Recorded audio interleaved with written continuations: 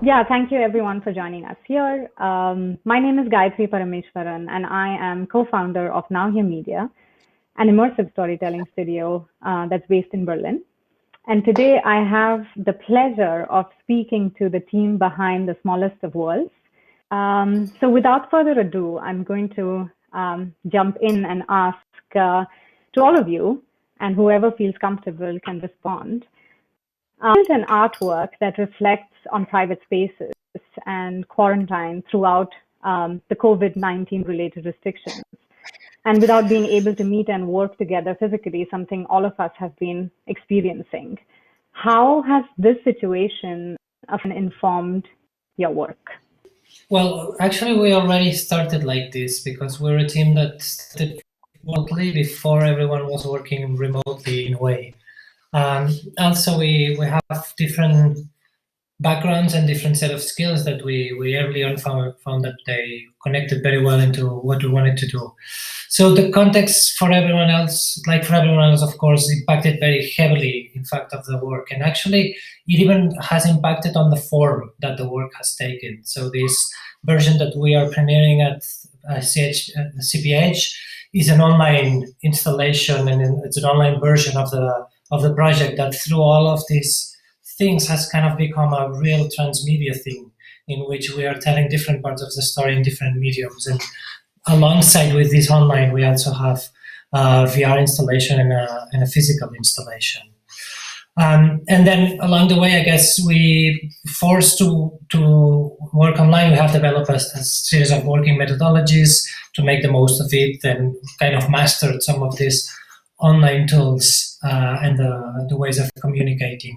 And of course, we do miss the moments in which we could physically be in the same time and work together, all around the same space and in the same space. And also, it's quite obvious that in some respects, the access to the proper equipment becomes a real issue with these things. So overall, I guess through all of this, it becomes also kind of a more personal piece because we are actually living the thing that we're portraying in the project in a way. And from this point of view, it's a very, very particular kind of documentary because both ourselves as creators and even the audience could also have been the subject of it because of this. Yeah, and what I hear is that you have to, I guess the great takeaway is to be adaptive and agile and flexible with work. Yeah, another thing that I'm really curious about your work and very impressed by is the participatory nature of the piece. This is built on contributions from people all around the world. And I'm very interested in knowing how that process has been for you. What are the advantages of working with, in such a participatory model, and what were the challenges? Well, all of this work started that we actually merged our own private spaces. So we were our own contributors at the very, very beginning. And then we start reaching out to colleagues and friends and invited more and more people into that. Till we reached a point that we launched a website and also got contributions from people we don't even know. That was a very beautiful and magic moment.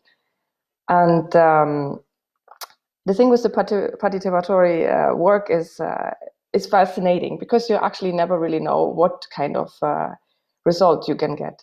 So we ask people to scan their spaces by a phone camera, and always depending on how people are doing it, the quality is that can be very, very different, and it also leaves a lot of gaps for interpretations, for your personal interpretations and stories on top.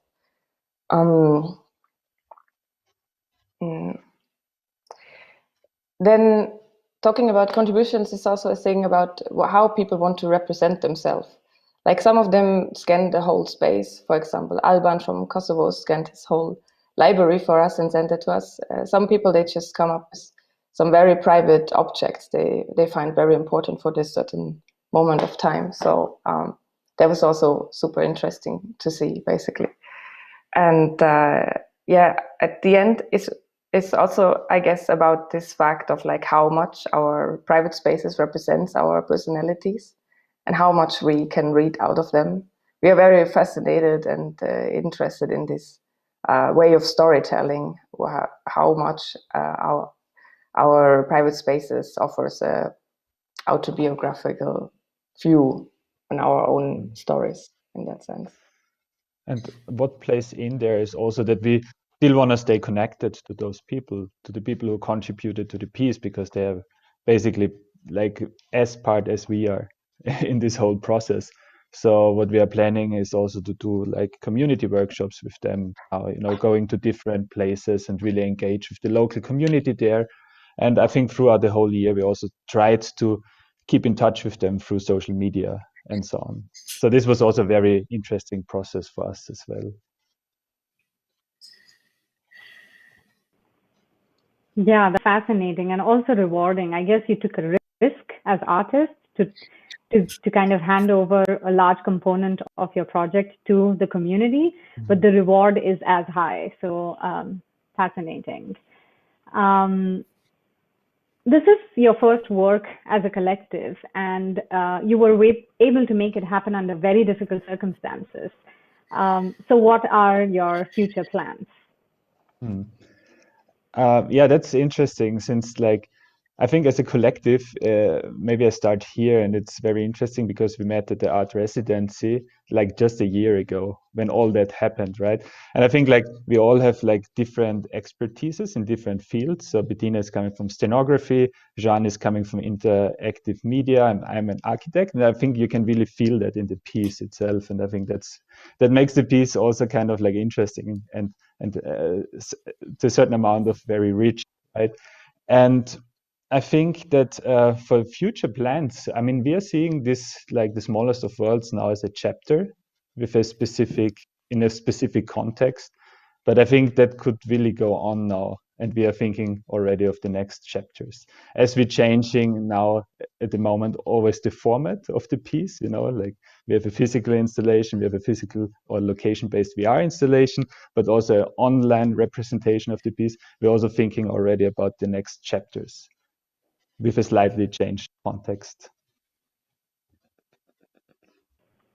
That's amazing. To many more chapters of The Smallest of Worlds. Thank you very, very much for taking the time to do this interview. And I can't wait to see the piece in all its different forms and chapters that are to come.